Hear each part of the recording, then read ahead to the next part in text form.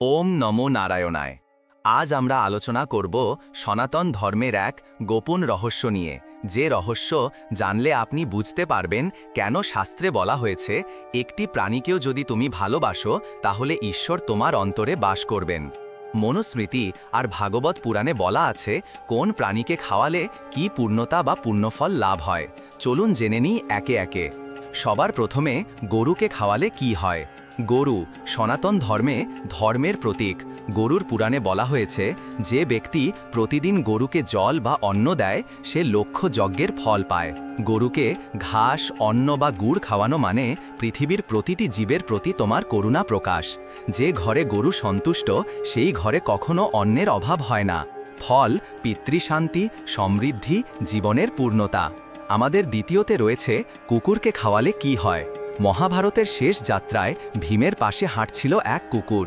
সে আর কেউ নয়, ছিল ধর্ম নিজে। শাস্ত্রে বলা আছে যে ব্যক্তি কুকুরকে খাওয়ায় যমদেব তার প্রতি কৃপা করেন।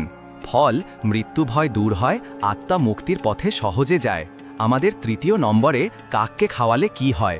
গরুর পুরাণে বলা আছে যে কাককে অন্ন দেয় তার পিতৃগণ তুষ্ট হন। তাই শ্রাদ্ধ বা পিতৃপক্ষের সময় আমরা কাককে অন্ন দিই। ফল পূর্বপুরুষ তুষ্ট হন আর জীবনে অন্ন বস্ত্রের অভাব থাকে না। চতুর্থতে আছে বিড়ালকে খাওয়ালে কি হয়। বিরাজ দেবী শক্তির প্রতীক। যে বিড়ালকে খাওয়ায় তার সংসারে আসে লক্ষ্মী, কৃপা ও শান্তি। বিশেষত নারীদের জন্য এটি শুভ কার্য। ফল অর্থ, সন্তান ও সৌভাগ্যের বৃদ্ধি। পাঁচে আছে পাখি ও পিঁপড়েকে খাওয়ালে কি হয়। অহিংসা পরম ধর্ম।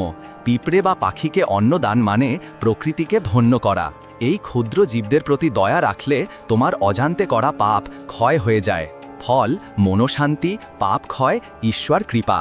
ছয়ে আছে মাছ বা কচ্ছপকে খাওয়ালে কি হয়। জলজ প্রাণীকে খাওয়ানো মানে জলতত্ত্বে ভারসাম্য সৃষ্টি। যে ব্যক্তি মাছকে খাওয়ায় তার জীবনে মানসিক স্থিরতা ও দীর্ঘায়ু আসে। ফল চিত্তশান্তি, স্থিরতা ও জীবনে স্থায়িত্ব। 7 নম্বরে আছে বানরকে খাওয়ালে কি হয়। বানর হল ভগবান হনুমানের প্রতীক। যে ব্যক্তি কলা বা অন্ন বানরকে দেয় তার জীবনে শত্রুর নাশ হয়। ফল হনুমান কৃপা, শক্তি, সাহস ও রক্ষা।